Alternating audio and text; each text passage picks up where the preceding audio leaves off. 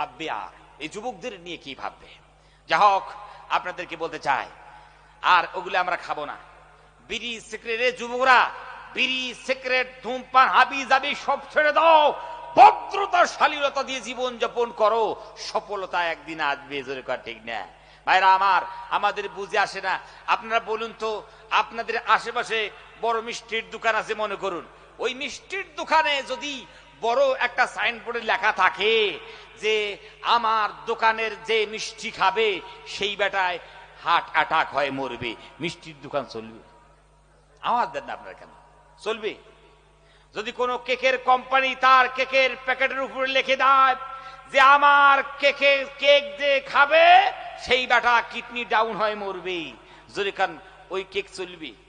আমার দেন না কেন চলবে? কোম্পানি চলবে? জীবনেই চলবে না ভাইরা আমার।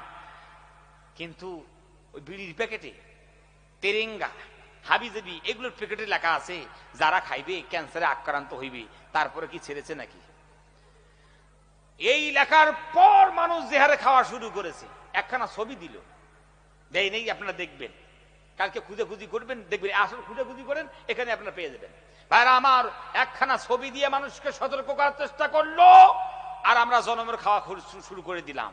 খাইতে খাইতে সর্বনাশ, পায়খানাগুলো পুরো বিড়ির দোকান বানিয়ে ফেলেছে। ঠিক কিনা ধরে কম? ওই জন্য বলি ভাই, আসুন ভদ্রতা শালীনতা দিয়ে জীবন যাপন করি, না হলে আল্লাহ কিন্তু খুব গুসা করছেন, রাগ করছেন, অভিমান করছেন। এত পাপ করেছি আল্লাহ সুবহানাহু ওয়া তাআলাকে, আমরা এত আল্লাহ সুবহানাহু ওয়া তাআলাকে রাগ করে দিয়েছি ভাইরা আমার। আল্লাহ খুব অভিমান করেছেন, গুসা করেছেন। আল্লাহ রাব্বুল আলামিন এখন গুসা করার পর তিনি আমাদেরকে ধমক দিচ্ছেন। আল্লাহ সুবহানাহু ওয়া তাআলা আমাদেরকে ধমক দিচ্ছেন কেমনে?